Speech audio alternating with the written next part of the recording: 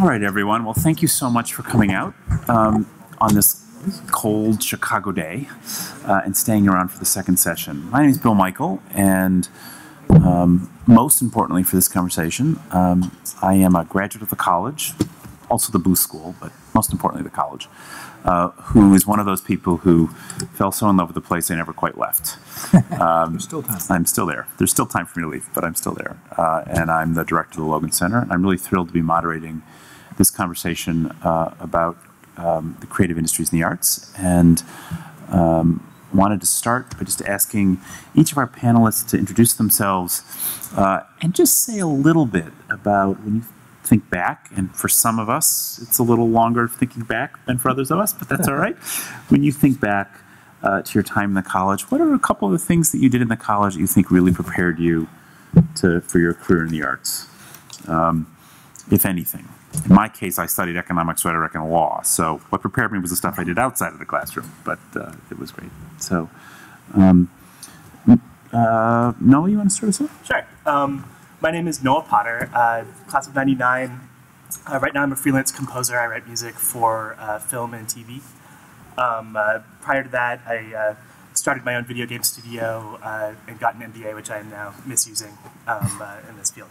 So, I don't know, looking back at the college, I think one of the unique things the U of C is going to give you is sort of a broad skill set that a lot of people aren't going to have. Like if you're interested in a career in music like I was, you get out, you're going to be competing against people from a Juilliard, from an NYU, who are going to have sort of this razor-sharp focus on what they're trying to do. So you have to find places where that broader skill set's going to come into play. So for example, at the college I remember taking one of Professor Siedel's film classes. It was about movies of the Middle Ages, and it was just the way you can get into depth on some esoteric subject in a U of C class really comes in useful later in terms of being able to apply yourself to new disciplines. Great. Hi, I'm John, class of 2012. Right now I'm working as assistant to a producer at a production company. It's started by the director of the Fast and Furious series. His name is Justin Lin. So we're doing TV shows, Scorpion on CBS that just premiered last season. Movies like he's doing the next Star Trek, not the Fast and Furious anymore, but Star Trek 3. And then the department I work in is Chinese film. So I'm assistant to the producer of the Chinese film, and we just shot a new Chinese film that's going to be released Chinese language in China next summer. And the one thing I think, I studied economics too in Chicago, and it's sort of I would say it gave me an advantage because having that background, and I was also in Blue Chips, having that finance background and understanding how things work, and numbers and financial models, it does help you, because projects now are being put together. They're not the standard anymore with Netflix and Amazon, and worldwide distribution. It's going to be a lot of interesting ways projects come together. So having that background, knowing how things work, I think was very helpful. That's great. Hey, I'm Frank Day, class of 1970. I am a freelance, full-time visual artist. I do painting and photographs. I didn't always do this. I had an earlier career in the Foreign Service, and I was in this Foreign Service for, 25 years. And during that period, I was also working intensively as an artist. So I was having shows and teaching art and photography the whole time. I was also working at the State Department, so I was super busy. And it was a relief to be able to get out of the Foreign Service and do art full-time. Although, I've got to say, I don't do as much more now than I thought I was going to before I quit. As to whether the U of C background helps or not, I'd say that's a mixed bag. In the art world, the U of C style of intellectual clarity is not a help. The U of C style helps you cut through the bullshit, but if you're in a field that's based on bullshit and self-delusion, that's not necessarily an advantage. And in the Foreign Service, that attitude of always questioning is also not helpful, because you end up doing a lot of dumb stuff, and you're like, well, we know this is dumb, right? And the answer would be, what are you talking about? So yeah, mixed bag. In the art world, it's not particularly helpful. I spend a lot of time mentoring young artists, actually, in both formal setting and informal. And I would say that the Chicago intellectual style does help them disentangle themselves from their the rhetorical messes that they've worked themselves into in their artist statements, and helps me help them achieve a little bit of clarity as to what they're actually trying to do. But you know, overall, it's not a big help. Hi everyone, my name is Juliette Feld. I graduated from the college in 2005.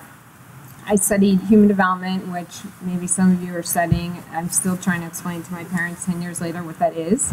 I now work at Feld Entertainment. I'm actually third generation part of this family business, and we own, operate, produce Ringling Brothers, Barnum Bailey Circus, Disney on Ice, Disney Live, Monster Jam, Supercross, Arena Cross, and our most recent production was Marvel Universe Live, and we actually do 5,000 performances, 70 plus countries to 30 million people annually. So we are completely vertically integrated. We do everything from designing, building every single set, every single piece of merchandise that is sold at our events, through producing these shows, rehearsing them, and doing all the logistics that go into touring and operating these massive productions. So in my position as a producer, I oversee the entire creative process. I hire directors, costume designers, composers, writers to come on board for these productions, and I manage them to see through our vision for these shows, and I also oversee the marketing and the business operations for each of the units as they go out on tour and continue to do so while they're touring. And what I can say about the University of Chicago, and perhaps it's not so specific, but that I think is very useful to think about, is that it gave me both confidence and humility. As many of you, I'm sure, whether or not you admit this to yourself, is that when you're in a room with your peers in a classroom and you're there and you're discussing something, you have to recognize, at least I felt at times quite intimidated by my peers when I was a student, and really impressed by how much work other students were putting in and the insights that they had. And I think knowing that you're not the smartest person in the room and that you have a lot to learn from other people is useful no matter what you do in your career. And I also think that the core, forcing you to take classes in other disciplines that you may not be so comfortable in. For me, calculus was extraordinarily difficult, but it gives you a confidence that you can go out and you can tackle the things that may not be so comfortable for you or may not be the easiest things for you to go forward on, and why that doesn't tell you what classes you should take or any of that. I hope you keep those two things in mind, that you can conquer things that you don't, that you may not be comfortable doing, but also somebody else may be doing it better. That's why you got to put in a lot more work. If you can think back to, with that confidence and that humility, to think back to when you either more recently had your first job right out, or others of you who've had a little further time to your first job out, what was that job? And if it was in the arts, sort of how did you get that and push that in the right direction? And if it wasn't in the arts, how did you stay engaged in the arts if that was the passion you wanted to do? And I don't know if, we'll start again with you, John. Sure. Sorry. I'm sorry. No. Okay. Noah. Sorry, Noah. All right. So I graduated class of '99, and it was a really different employment situation. It was sort of the gold rush of the first .com boom. So my first job was doing consulting HTML web development, which I taught myself in 2 weeks after I graduated. So sort of a different kind of job opportunity. Like, no one else knew how to use computers. Great, let's go do that. So it used a little bit of art. Hard to imagine, guys, I know, but there really was a time. Yeah, so it used a little bit of graphic design. At the same time, I worked for about 2 years before I was able to make it a full-time gig, sort of starting a video game studio. So I was working part-time and on weekends and every waking moment kind of putting that together. So one small part of that was being able to do music for the game. It was this tiny, tiny little piece of that. So sort of been doing music for a while, but like I was always driven by it and made sure to kind of make the time for it and not let anything interfere with that. So that's how I got started. Juliet, how did you get? Pardon? How'd you get started? What was your first job? My first job, I actually worked in online ad sales. This is also the dawn of online advertising when I graduated in 2005 for WallStreetJournal.com and MarketWatch.com. But I will tell you that I got my first, when I got out of college, I didn't want to use any, connections. I really wasn't very good at networking. This is my biggest point of advice. Please network. Become very good at that. Talk to people. And the way that I got my first job was I actually went through that online directory, the University of Chicago online directory, and I was in New York and I put in marketing, something very general. And I looked for somebody who was like about 10 years older than me because I was like, well, they'll be established, but they'll be relatable. They'll still remember what it was like coming out of college and not having a clue what you want to do. And I called up the first guy on the list. Last name started with a B, so he was at the top. And he's like, come on in. I'll talk to you. So I come in, and the first thing he does, in University of Chicago style, is give me a test, a written test, okay, that he wrote out, 3 questions. And this was direct marketing. I had no idea what that meant. Relationship marketing, no idea what that meant. What it is about, like, it's essentially like talking to a small set of customers. And he gave me this test, and I just, I wasn't prepared for it, just talked through it, wrote down some things, and we talked about my responses. And he's like, okay, this is pretty good.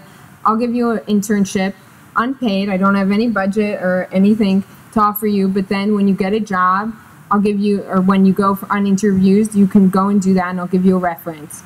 And I worked for him for 3 months until I got a job, and he gave me a stellar reference, and it helped me get on my way. Because having that idle time is not good. So just take whatever, position to fill your time, even if, if you can afford to do something unpaid, or if you, have the opportunity even to maybe work part-time somewhere else in retail or something else just to sustain yourself.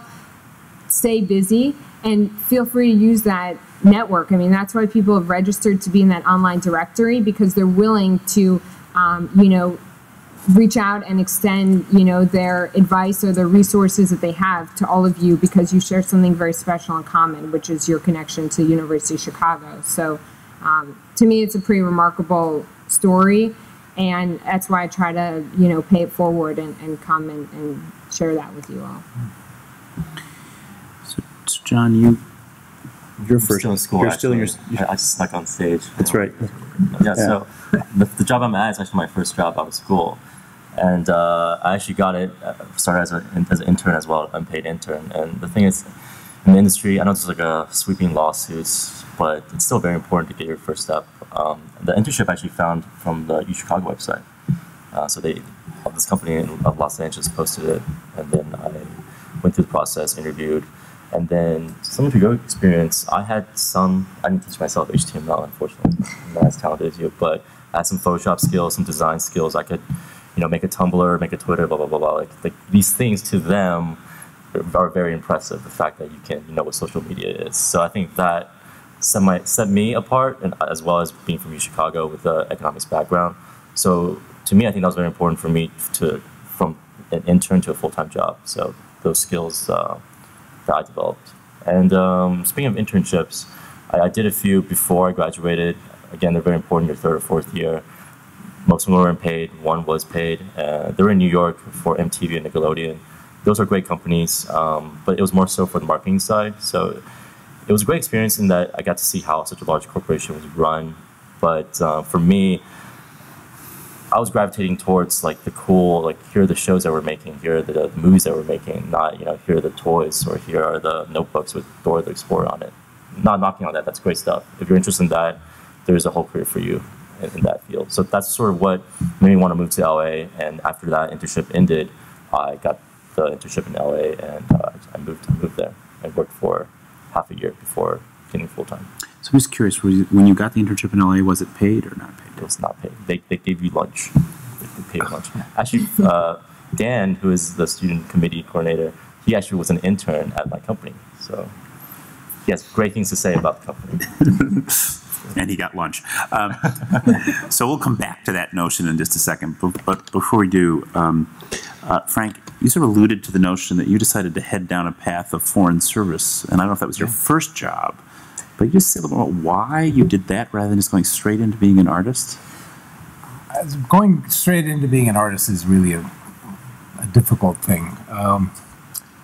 For those of you who may be contemplating a career in the visual arts, let me just give you a very rough statistic right off. The chances of making it as a self-supporting artist are, I don't know, a fraction of a percent. For everybody who gets a show when they're fresh out of college, in 10 years, out of that 100, one person is still showing. And that one person is almost certainly not self-supporting. People do adjuncting, teaching art for $3,000 per course. It's financially an extremely tough and unforgiving environment. And you've heard the old saying, well, don't quit the day job. Well, definitely don't quit the day job. But most importantly, get the day job. Get an income stream that ideally is not in the arts at all. If you are interested in fine art photography, you at least have some skills. You know how to take a photograph. Commercial photography is the pits for people in my part of the profession.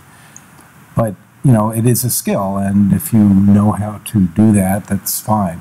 If you know how to use InDesign, and design books, websites, whatever, you have a marketable skill.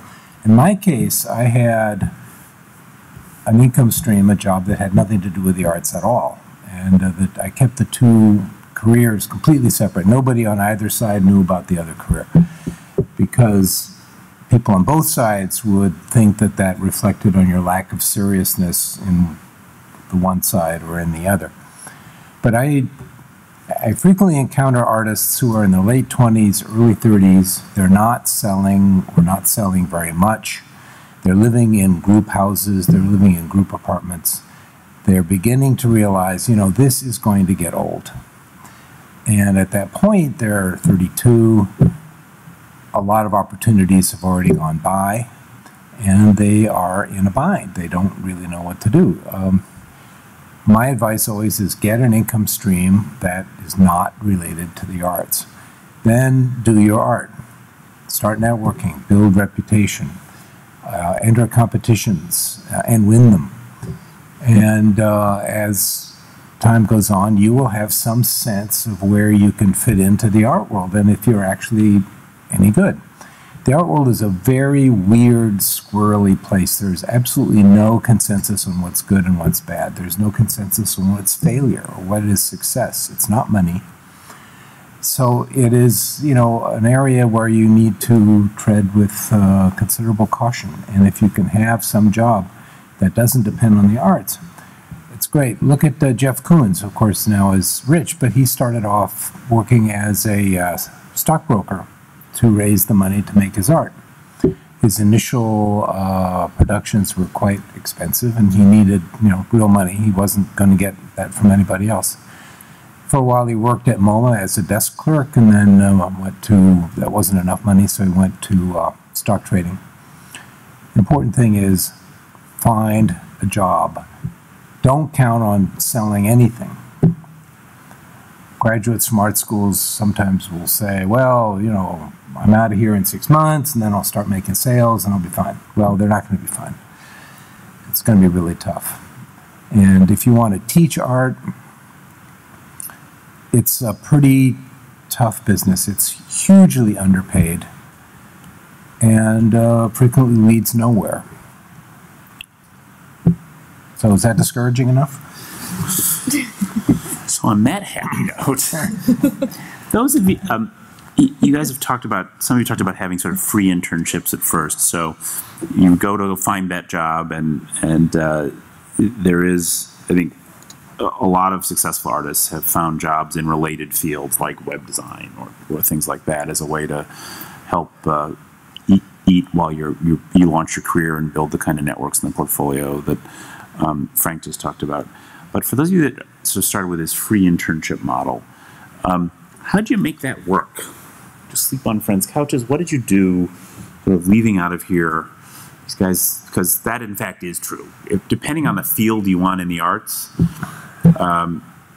you may find yourself having to do sort of free internships for a little while, unless, and this is the other path, you're fortunate enough to have a passion like foreign service or web design and are able to do that. So that's another, you can get a job outside of the arts, as was just articulated, and then build your career that way. The other way is to take sort of the free internship model, which I pay my interns. And many do. In the film industry, that tends not to be the. In the visual arts, actually in visual arts, studio assistants are often paid. So, yeah. But in the film side, thanks for that. So yeah. I mean, so there's been a slew of lawsuits, and it's changing. Depending who you ask, it's for the better or the worse. A lot of the older generation, they fight for that system because that's how they got to where they are today. It's like, I worked in the mailroom at these agencies, and that's how you sort of prove yourself. But obviously, that system favors those of us, who are privileged enough to maybe have support from parents. If you're just by yourself, you go to LA, get to buy a car, get rent, and then probably work a second job just to be able to have a chance at a job. So that's very tough. But now with the way it is, a lot of companies are getting rid of their internship programs. For example, Trigger Street, who we share a building with, that's Kevin Spacey's company. They did Social Network and House of Cards. They used to have 4 or 5 interns per semester, and now they have 0. So now you don't get to work for that company, and that's a very cool company. So again, depending on who you ask, it's good and bad. Personally, I'm young. I went through that path, and it worked out well for me. But I'm one of a few. I think I like our company because we don't make our interns get coffee. They get a good sort of sense of what real work is. They cover scripts, and then they do research. But there are companies that abuse it, and unfortunately, this is sort of the status quo now. But I think personally, I advocated it, even though I know sort of the downfalls and disadvantages. Did you do that when you had that free internship for a while? How did you make it all work? I mean, I'll be honest. I was very lucky as well to have some support from my family. I think that it is very hard, and you have to. I think what Frank is saying, it's right on. You have to kind of decide how you are going to pursue your passion and your career while also supporting yourself and figuring out what the right thing is for you. If it's to try to go full in on your artistic passion while working an unrelated job, or trying to work in something, perhaps if you're interested in the arts work in, if you can get a position in a gallery or something, I would say take whatever position. If it is working at a desk or something like that, I mean, you will start to make the connections that will help you get your next position. Because if you're not in the game at all, you're out. And so you have to get in there and start making those connections. And even if you are getting coffee, be the best at getting the coffee, because somebody is going to recognize that, or make them see that, and then you're making that connection, and that's worth something. And never burn any bridges. So just do the best at whatever you're doing to make those connections to help you get to the next level. Absolutely. Go ahead. Yep. In the photo world and in the fine art world, people use interns a lot. In the photo world, they're called assistants. So you're assisting for so-and-so, you're assisting for so-and-so. And it's a tried and true way to move up in the photo world. You learn a lot. You need to bring skills to the job because the photographer who's hiring you expects that you are going to know how to plug in the flash heads into the battery pack, and that you're going to know how to set up the umbrellas and light boxes. But you really learn a lot. And if you want to be on the commercial end of photography, that's really the established way to start. In painting, sculpture, and so on, people use assistants or paid interns a lot. Essentially, they're always paid. And you need to bring skills to the table. My intern now is sort of getting paid to learn on the job a little more than I would like. But, you know, you should come in with InDesign, you should come in with Photoshop. That should be kind of second nature to you. And then you wanted to add something? I just want to sort of end it on a positive note. You know, for all the sort of the bad that comes with the unpaid internships. For me, you know, you spend 4 years in Chicago, and then you go to this California and LA, and it's great weather, shorts weather, you know, all the time. Yeah, you're poor and you drive a crappy car, but all your friends are the same, you know. And the city has a lot to offer, and so it was a great experience. And regardless of where you work, like Julia said, you know, be the best at getting the coffee if you have to get coffee. You know, these small details your boss will notice. If you are very diligent and good and smart, people will notice. And I think we all are. You guys all are, because you guys came from University of Chicago. So, again, a very positive experience that I would still recommend. If that's your passion, you should definitely sort of take that route. So, and let me just, because we sort of talked about a couple of different routes, and we've also spent some time already talking about the importance of networks and staying involved in sort of artistic communities. So if your quote-unquote first day job is a day job outside of the arts, then be sure that, and you do this now, because you study one set of things, and you do a bunch of extracurricular stuff, be sure you're staying involved in artistic communities and you're still building that network. Or, if your day job, whether it's a free internship, whether it's you're fortunate enough to get a paid, depending on the field, studio assistantship, or it's in a related artistic field, like it's design, or it's doing music and things like that. Always be focused on building that community as well. But even if you end up in an un-arts related job, it's really important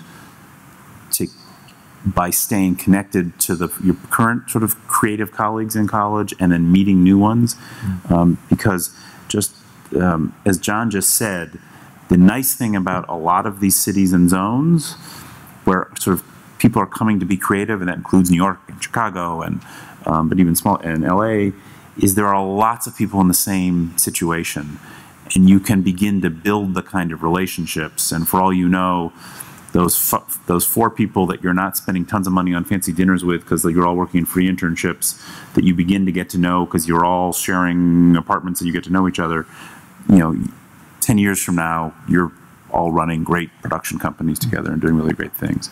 And can I weigh in really quickly with a counterpoint on this? And I think Please it comes from being an individual artist trying to be a composer. If you're going to do something for free, make sure you're getting something out of it. Like I think I have no problem with. I think it's a good idea to work for a free internship at a Perfect Storm Entertainment or at an HBO, where you know it's the path to getting yourself hired.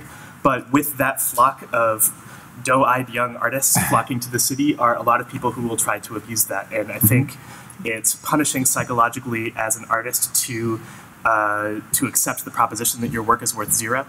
That's really difficult to deal with. So I think knowing you have to have a very clear sense of when you're going to draw those boundaries and say, okay, someone's going to give you a hard sell about, we want you to work for free, this is going to be great exposure, you're going to get out there and do it.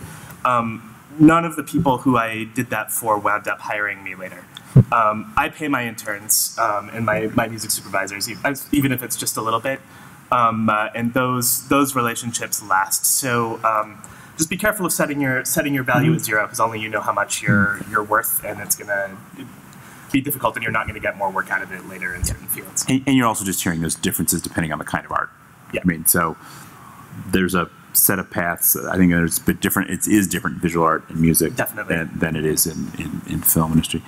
I'm going to ask Noah you to continue, but on a slightly different topic, which is you were in LA, you're now back in Chicago, and how do you think about the whole question of where one creates one's art? Does it have to be on the coast? Do you have to go to New York or LA? Do you stay in Chicago? Do you bounce back and forth? How do you make those choices? Okay, I think it was important for me to be in LA for at least a couple of years, and the reason why is that when you walk out to rent a video, not that you do that anymore, but 8 years ago you did, someone who you ran into in the video store and struck up a conversation with in Los Angeles is going to be trying to break into the film industry somehow. So that's going to be a potentially useful connection. Whereas in Chicago, if you walk to that same store, the person's going to be an accountant or in marketing or whatever. And so it's not directly as useful to you. So there's that chance of meeting someone random. That chance is bigger. At the same time, you can find like-minded people who are interested in pushing themselves creatively to accomplish things. Over the course of my 7 or 8 years in LA, I met 2 people who I still am like strong artistic collaborators with. One guy wrote the book and lyrics to a musical that I just worked on. The other I produce films with. So like those connections are incredibly valuable and hard to come by. At the same time, the entertainment industry is sort of the antithesis of University of Chicago culture in a lot of ways. I think you're going to find yourself a fish out of water in Los Angeles. Part of the U of C way is you believe you should be able to work hard and learn how to do something, and that matters and has value, that being right is important, or doing things well is important. That is not necessarily the case. In LA, you're going to find why should I listen to your demo reel? Why should I look at your stuff? There's no reason for me to, right? If you come up to me as a stranger and hand me a demo CD, that has enormous negative value to me, right? Now I have this social obligation to listen to your freaking demo, and I don't want to because I don't know who you are, right? So that's the opposition you run into when you're trying to pitch your music to people. And it took me a while to realize that coming up with that story, why should they listen to your frickin' demo CD, is really important. So after spending 7 years working on this, now I can have a pitch where I say, you know, I did this project with this piece of music for the LA Dance Project, which has prestige. I've done these movies that are in these festivals, and that can give them a reason to. But at the same time, you're competing with top-tier people, right? They're choosing to listen to you instead of Black Eyed Peas or whatever, right? And why would anyone do that? So there's an uphill battle to get your stuff heard. So I'm much happier back in Chicago. I realized sort of at the end of all this time, all the clients that I got for steady music work, I work with a Romanian director, and I work with clients in Bollywood in Canada, and it's all remote. So there was no reason for me to be in Los Angeles. A lot of those connections came from relationships that I made in Los Angeles. Like, sorry, stop me if I'm rambling here. If I can go on. Finish up. So like the Romanian director, who's now 80% of my income from music, was the uncle of a guy who owned the Italian restaurant across the street from my agent, who went in every now and then. So like completely random. There's no way you can work hard and send out a demo to get that relationship. It was just that Otto, my agent, was in there eating lunch every day and struck up a conversation with the guy, and that's how it happened. So by being in LA or New York, you put yourself in a position to get lucky. But I think at the end of the day, you have to know when to kind of step back and get back to a better place. So. Does anyone want to say something where you're arguing that you don't have to be in LA or New York? Well, certainly in painting, you don't have to be. There's a painter whose career I followed for decades. His name is Ron Penner, Penner. It's a photorealist from a very small town in Texas. And back in the very late 70s, he sent a couple of paintings to O.K. Harris in New York. He had the advantage of being completely brilliant. And O.K. Harris took one look at this and said, first thing you need to do is terminate any relationship you may have with any other gallery. What's OK Harris? It's a gallery in Soho. He's a serious gallery, a very serious gallery. But, you know, people manage to become successful artists all over. Providence, Rhode Island is good because RISD is there. Portland, Oregon is good. D.C., where I am, is particularly not good. Savannah College of Art and Design is pretty powerful. New York is a tough nut because you can be brilliant in your hometown and you arrive in New York and it's like 6 months later it's, well, why don't you take up the piano? There are just so many brilliant people, and we've had people from D.C. decide to go up to New York to make their fortune, and they kind of flounder for a year just to get back to where they were in D.C. in terms of their local visibility. It's tough. I think a lot of it if you really want to become a full-time serious visual artist, a lot of it has to do with how you position yourself. If you don't come out of one of the top 3 or 4 art schools in the country, you probably should do something else. If you can come out of the MFA program at Yale, people will know who you are right from the beginning. It's one of those few times in life when people are really paying attention to you, because curators, dealers, critics go through those graduating classes and look at everybody. If you're coming out of an MFA program in Kansas, it doesn't matter if you went to the MFA program or not. If you come out of Columbia or Yale, possibly the Art Institute here, you are in a position to try to make it in a tough environment like New York. It's kind of a difficult call. You have to decide how well positioned you are and how good you are. I think on the theater, I also think it depends, like so many things, what type of art you want to do, and building on something you started to say, I think if you want to go in the entertainment industry, and by entertainment industry you mean film, then by all means, there's a lot of reasons to drive you to go to LA. But theater,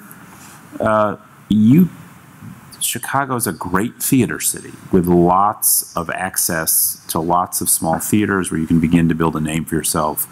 And I know lots of our alumni who really, in fact, choose to start their theater career in a city like this. They've already got connections, they know this city, they know it well, begin to build their career here, and then as that begins to build, either stay where they are or head someplace else. And I also think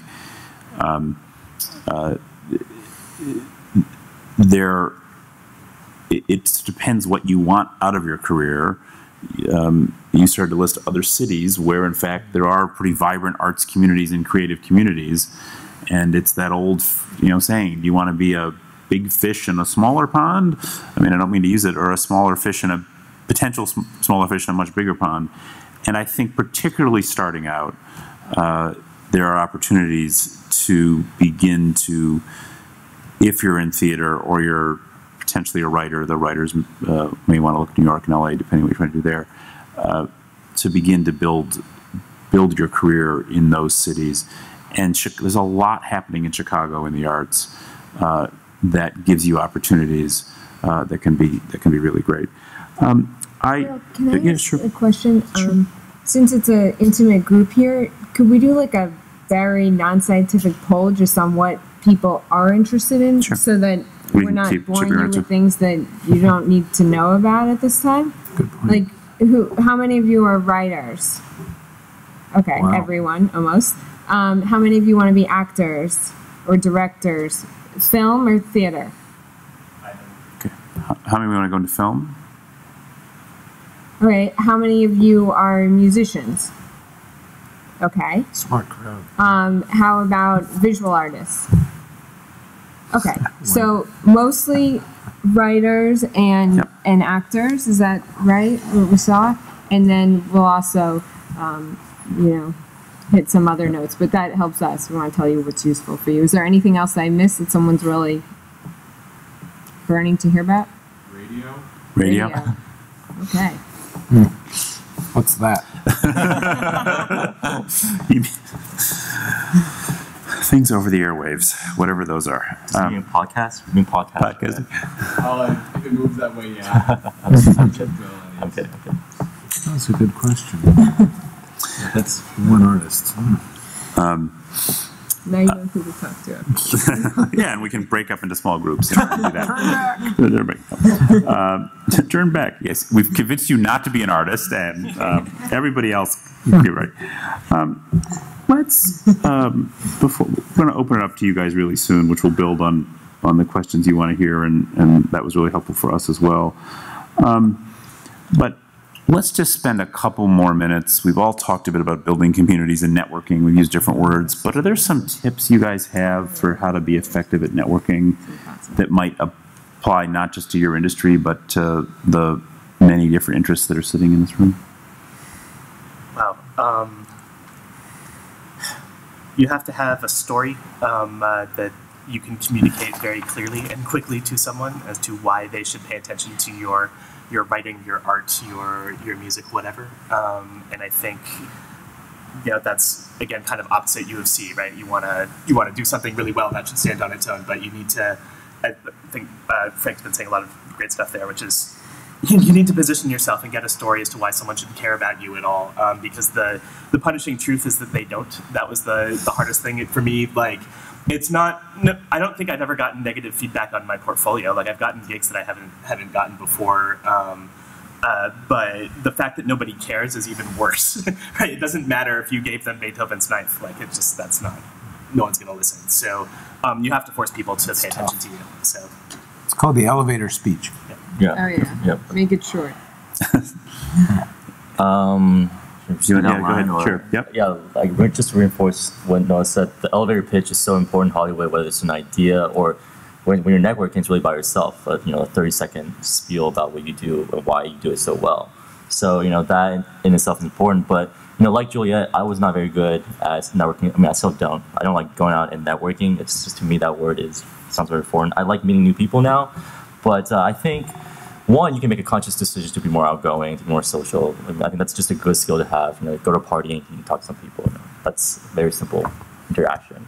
But otherwise, I think the internet gives you opportunities to network on a different medium. If you're not the best in person, maybe you're great, through email or through LinkedIn or through whatever forums that you visit, and you can make connections that are just as good there. And you can slowly build that confidence too, because eventually you have to meet them in person, because that's how you do business. But that would be my suggestion. Do you guys have anything else to add on that topic? Or? Well, I guess it's a hard lesson to learn, but your awesome, earth-shaking talent does not get you gigs. Your friends get you gigs. Just to reinforce what's been said. So, cast your net as wide as you can. Go to a lot of parties. Do not overestimate how intellectualized the rest of the world is. Artists don't really like to sit around talking about deep issues very much. Someone once asked some of the artists who were in the first wave of American abstract expressionism, who hung out at the Cedar Bar in New York, what do you talk about? Thinking that it would be deep stuff. And it was all brands of turpentine, brands of brushes. That was what they were comfortable with. So don't get out there and expect you're going to have Socratic dialogue with anybody. This is probably very shallow advice, but look sharp. Have good posture, make eye contact, stand up straight, and be concise, which I don't think I've been today, and have confidence, because nobody wants to hang with people who don't have confidence. And if you got to fake it, fake it and go out there until you believe it, because that's what's going to make you attractive as a potential, associate, or whatever position you're applying for, is that confidence. So sell yourself in that way, and that's something I think, I interview for Metcalfs and incoming students and all that is very hard for University of Chicago students. We are a humble group, and so go out there and don't be arrogant, but be poised. I think that's very important. And dress sharp, if do your hair that day, all of that stuff, because it may be shallow, but it's part of getting the job that you want. Okay, Sure. back up that point too. Sure. Style and dressing for your industry is hugely important if you're going to be a creative, because people go along with that. I'm dressed like an LA creative right now with my little tie bar hipster tie and my cheap jacket and tennis shoes that kind of match the orange of the tie. That's not an accident. That's bitter experience, how you have to demonstrate yourself. The most success I ever got, I'm not even a very fashionable person. I have no interest in it whatsoever. The biggest jump for me in terms of getting hired was when I had really nice headshots taken of me, looking all FU in front of a concrete wall with graffiti on it, right? So you have to you have to look like a rock star to sell yourself. I know it sounds ridiculous, but that's how Los Angeles trades. It's on image, and if you don't play that game, you're not going to get anywhere. That's how everyone does it. It's Yeah. not just LA. Yeah. That's every place. So the good news is, it's discouraging in some ways, we might be. We've encouraged you to go party, look good. So I think radio is fine, right? Radio. You can there we go. Hey, years ago, I was trying to move WHBK radio station to the first floor of a parking garage and put this big plate glass window in, and they all looked at me and said, "Bill, there's a reason we're in radio. We don't want to be in radio." Why don't we open up to you guys for questions? Oh, I think that's easy. There are courses on Photoshop and InDesign, but they're very expensive and probably move too slow. But there are a ton of tutorials online. There are just a ton. There's a woman named Lynda, Lynda, who has built a whole cottage industry out of Photoshop tutorials, and you pay a flat fee, and then you watch as much of it as you can stomach. Adobe has a whole massive website full of tutorials on Lightroom and Photoshop. So just go crazy. You'll learn everything. So many times over. And I'm going to do 2 internal ads. So the Logan Media Center does workshops on InDesign and Photoshop and all of those things. But we also, and if it's the same Lynda, but I think it's Lydia, but this is against... Could be Lydia. Lydia. So the university has the university actually has a contract with, it may be the same thing we're talking about. I think it's lydia.com. If you reach out to the LMC, they can work with ITS because we have to get you a username and password. But if it teaches every sort of kind of software, almost every kind of software out there that's used in these kinds of fields, including film editing and sound design, and they have lots of great online tutorials. So on campus now, and these are new, but we do have workshops, but we also have these online resources. The other thing I will say in terms of all of this, and again, there's a lot of writers in the room. There's a lot of folks. There are actually not lots, but several opportunities on campus to get positions and jobs using those skills. And off campus too, in the university. So, a lot of us have students who work for us doing marketing, and that's translation to designing things and helping us write things. And so I think you can also look within the university for those kinds of jobs and part-time jobs that do that, that would give you some of those skills. The workshops you mentioned, there are not for credit extracurricular. Correct. Oh, that's really great. So. And they meet, what, once a week? Or it varies depending on the subject and the workshop and all of those things. So, now, are there support groups or communities for U of C students, undergrads who... There are some RSOs that have been created to do some of this design work too. So, but... So at that point, I think you should also play to your strengths and interests. I mean, if you don't care about Photoshop or, layouts, then you shouldn't try to force that upon yourself. In my experience with my working at a production company, there were so many small things, small skills that I had that were surprisingly very valuable. For example, how to use Excel. I think all of us know how to use Excel, but none of my bosses know how to make a pivot table or blah, blah, blah, blah, blah, blah. They don't know how to do that. So I became the go-to Excel guy. So that's one area where sort of I set myself apart. But it could be, how to set up a printer, if you're good with tech, if you're good with, a lot of other things. If you speak another language, that becomes immensely valuable as well. For me, it was Chinese. It just happens to be, China's the #2 largest box office right now. So, that's pretty useful. But not suggesting you guys start taking Chinese if you don't know how to speak this. It's a pretty hard language. I'm struggling. Those classes meet at 8 a.m. You really don't want to. Other questions? Oof. I think the art world will tell you how receptive it is to you and your particular skills. And I mean, if you're getting nowhere, if you're entering competitions and you're not winning or placing and you're not getting grants, that's a signal which you should pay attention to. And in terms of careers where both are involved, there's arts admin. I mean, there's whole graduate programs now in arts admin and in curatorial. Curatorial is it's a hard. I wouldn't recommend anyone go in there these days. It's my own personal bias, but never mind. I'll go into that later. We can do that offline. Yeah. Well, let me ask, are any of you thinking about careers in arts administration, whatever that means? Okay, a little bit. So, and in fact, I mean, you're using business skills a lot in your career, so maybe you can say a little bit about that. I will just say that in my case, and some of it was luck, which is to say I was graduating from the college, and the person who was running University Theater at the time, before it was called TAPS, wife got a job someplace else. And so the job opened up, and I applied for it, and was offered a job with an accounting firm of all things, and instead decided to stay in the arts, and it was a really smart decision.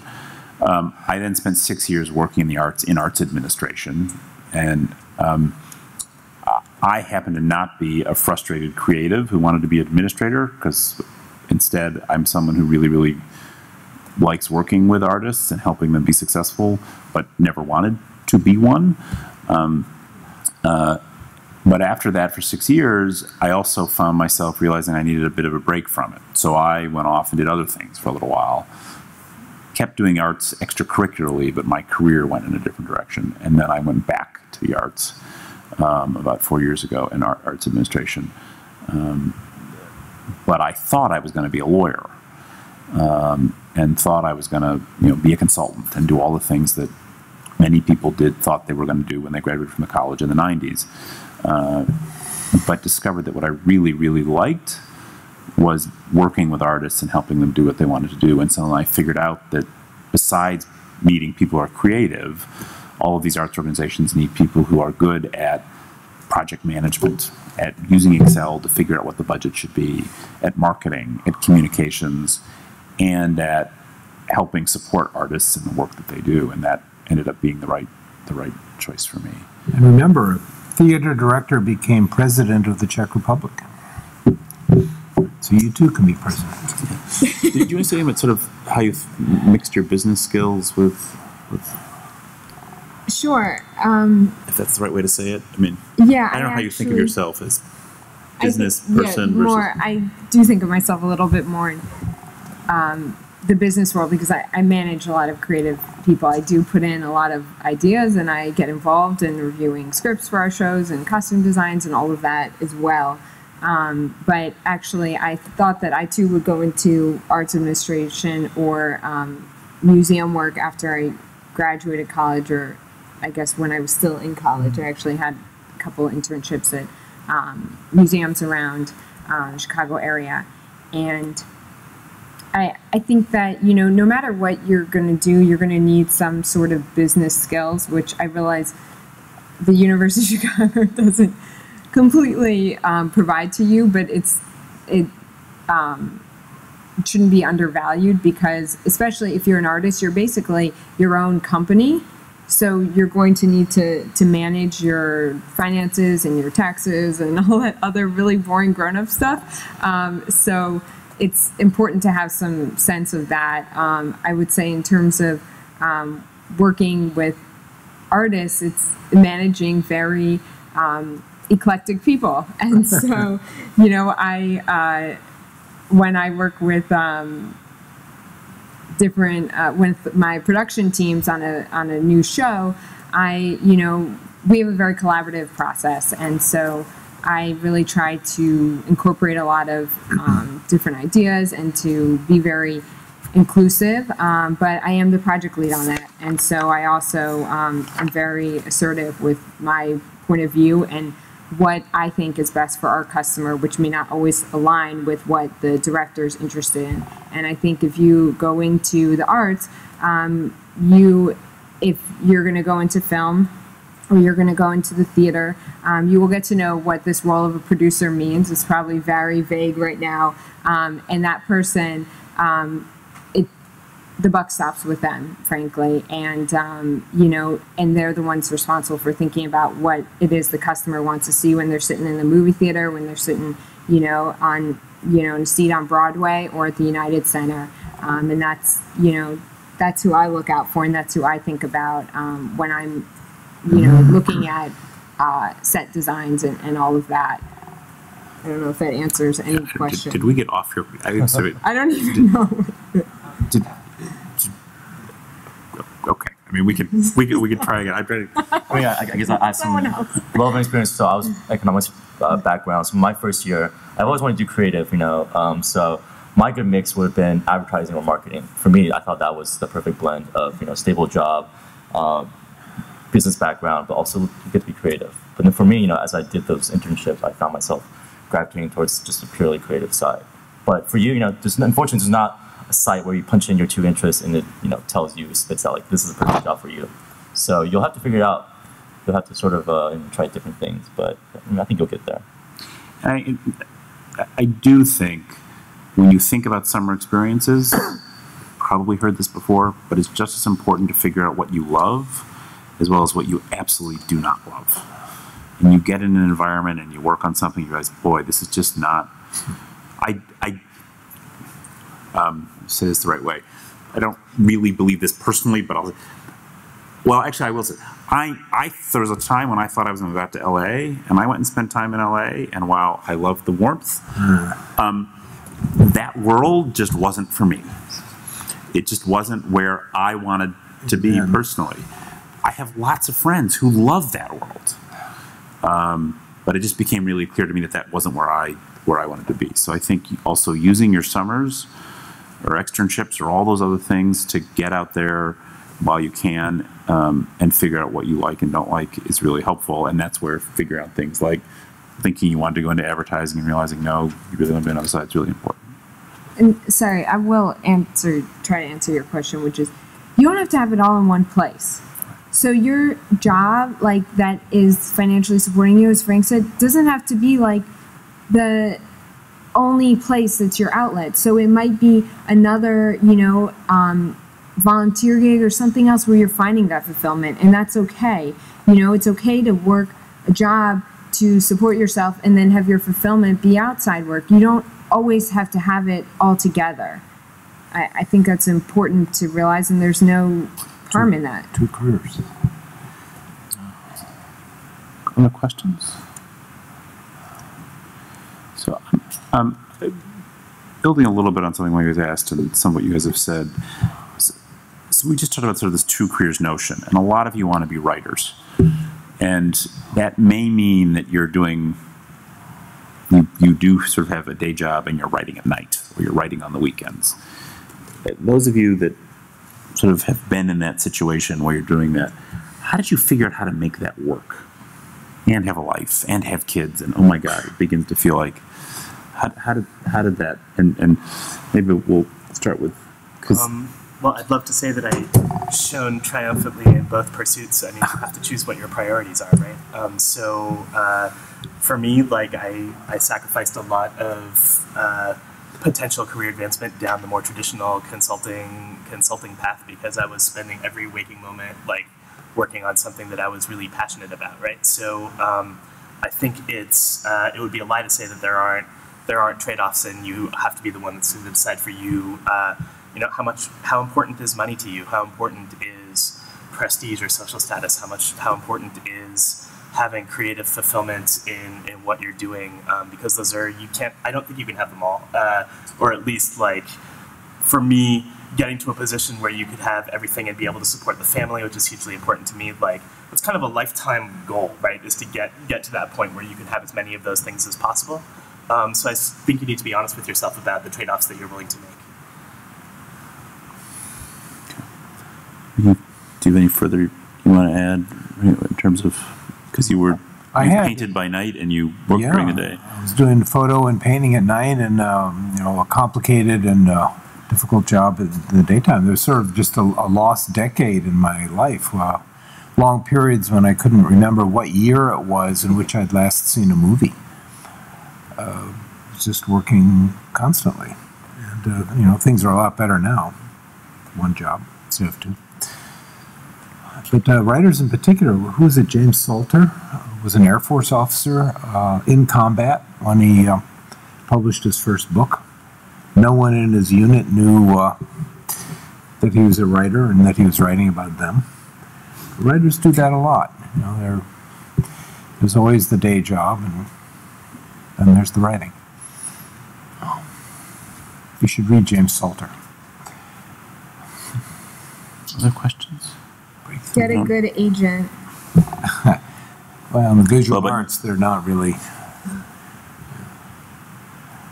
Actors and writers have agents. Painters tend to not have agents so much. There are outlets out there. There's a magazine called New American Painters. And if you're a painter, you need to be looking at that.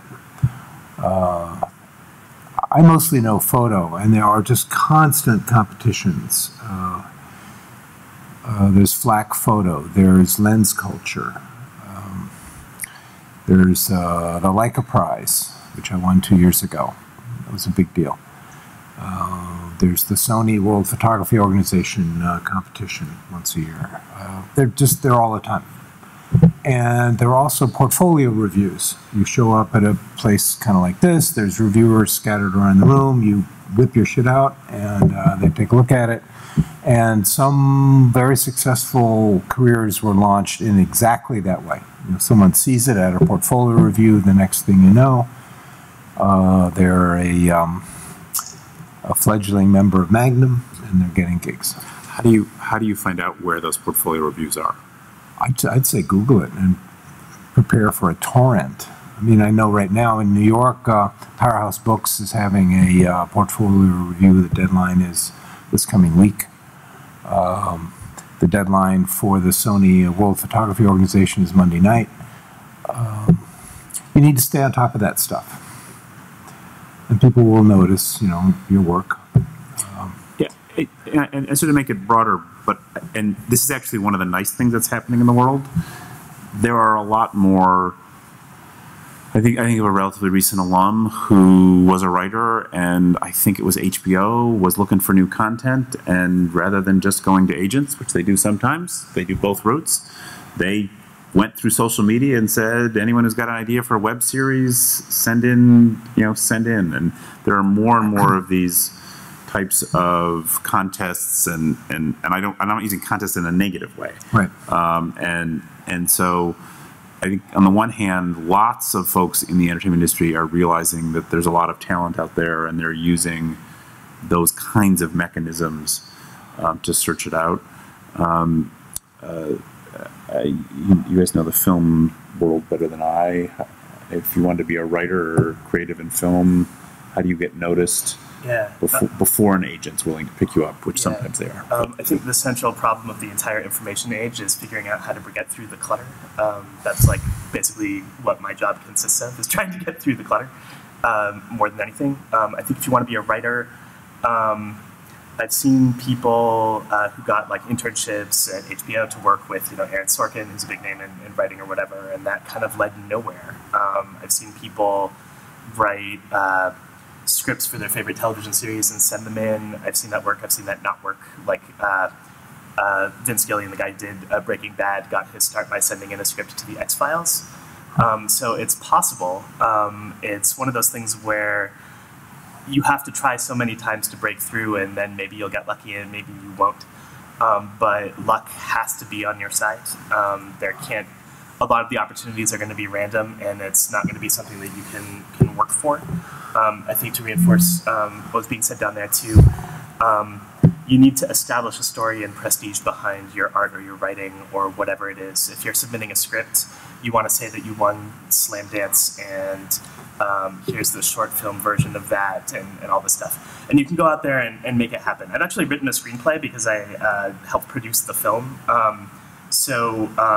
There's situations where no one is stopping you from just doing it. Like me and some friends pooled together, I think it costs like $16K or so. You can make a movie for pretty cheap now. And if you know the right people, you can get pretty decent production values that are going to look good. Like the advantage to you as a writer or a producer is that the barrier to entry of being able to make your own entertainment product is really low. Everyone can do it, and everyone can do it really well.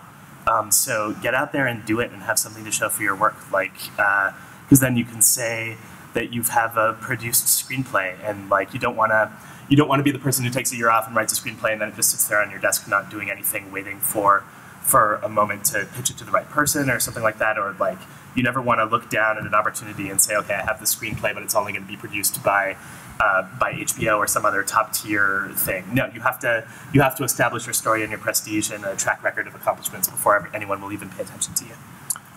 And in the visual arts, you need to have a website. It needs to look good. It's true. It needs to be searchable. I do. People will hit it all the time.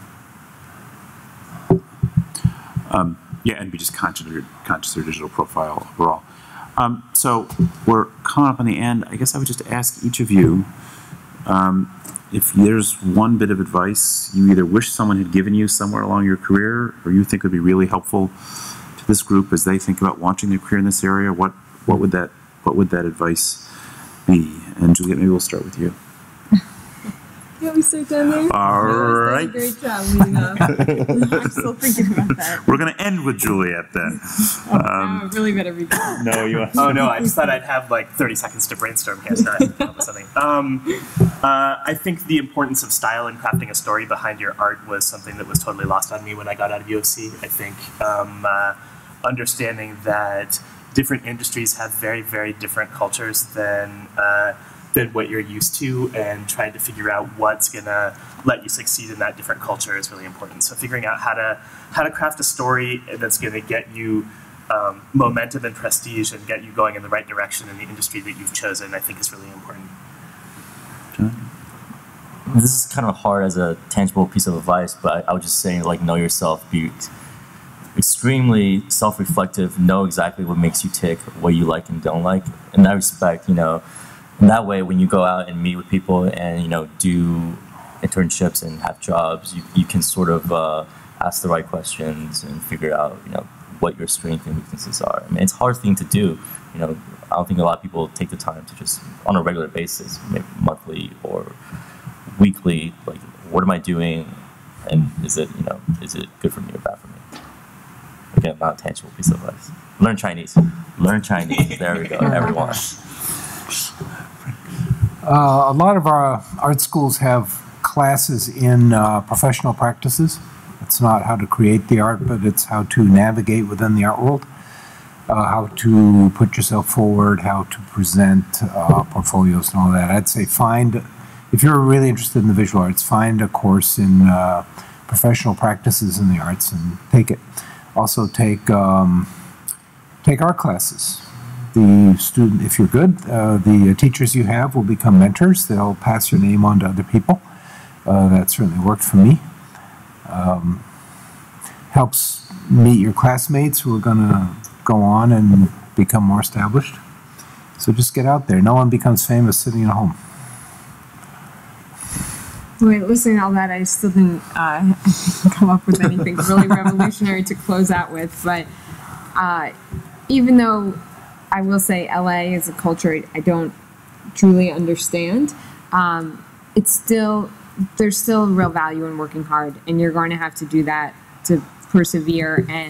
And whatever you pursue, you're going to have a sense of failure. But there's this term that's out there, and it describes salespeople, but I think whatever you do, you're always a salesperson because you're selling yourself, you're selling something, you're selling your script, whatever it is, and it's called a happy loser. And so be a happy loser, because that means that rejection, which will happen, or failure, doesn't kill your spirit. That you can go out the next day, you can pitch it again with the same vigor and passion that you did the day before. And be that person, because that's going to help you be successful. If you let that get you down, you're never going to get out the third day. So just persevere and believe in yourself. There's a pitfall in the visual arts, at least the area I know. You need to be self-promoting, but there is a huge sensitivity in the art world to people who are over self-promoting, particularly when they are a lot better at self-promoting than they are at producing decent art. So you don't want to fall into that trap either. If you're oversharing, if you're constantly pushing yourself forward and using other people, people will really notice that, and it'll bite you. And there is, you've heard today, as everyone's talked, that, and sometimes the word used like you need some luck, and yes, there are lots of pitfalls and challenges in this field and these industries, but the thing you also have to remember is, and the University of Chicago can be an intellectual place, and sometimes that plays and sometimes that doesn't, but you all are and continue to work really, really hard and have lots of perseverance, and through the education you're getting and all of those things, you have really, I hope, and this was said earlier, gotten a good mix of confidence and humility. And someone earlier said there's a difference between confidence and arrogance. And keeping that mix of confidence and humility, and you all can remember, whether it's that favorite class or it's finals week and you are just exhausted, but you keep working really, really hard to make it even better, and you write something, you take it to class, and people poke lots of holes in it, but you pick your self back up and you rewrite it, and it's that combination of perseverance and hard work and sort of the breadth of knowledge you have, and this mix of confidence and humility that comes out of being at the University of Chicago that I think does mean you can be successful in this industry if you're willing to stick to it. And so it's hard, and you've definitely gotten the message today from all of us up here, it's hard. But you also really can be successful. And the other nice thing is, in addition to these 4 great alums who I want to thank, there are actually lots of U of C alumni out there working in this area, and this is an industry, and we know it's a word that we at U of C are still struggling with, but where networking really matters. And if you are really good at what you do, which my guess is you all are, even if it's radio, and I hope it's not a dying art, dying medium at least, if you in fact have that confidence, just network, build these connections, and get to know a lot of the great alumni and their friends who may have chosen to go to another school, which isn't their fault, and build those communities. But if you've made it through the U of C, which even if you're a second year or a third year, you're going to, then you've got the perseverance to make it in this industry if you just keep at it and don't let what will be some rejection get in the way. And I want to thank the 4 of you for being great examples of alumni who've made it in this industry. These industries I haven't made it. Not even close. Are launching it. You've got your first film, in post. Not your first. You've got a film you're working on in post production. So that's beginning to make it. Beginning to make it in this industry. And we just want to wish you guys all lots of luck, and know that there are lots of alumni out there in all of these cities we've talked about who really want you to be successful and will help you do that. So thanks so much, guys.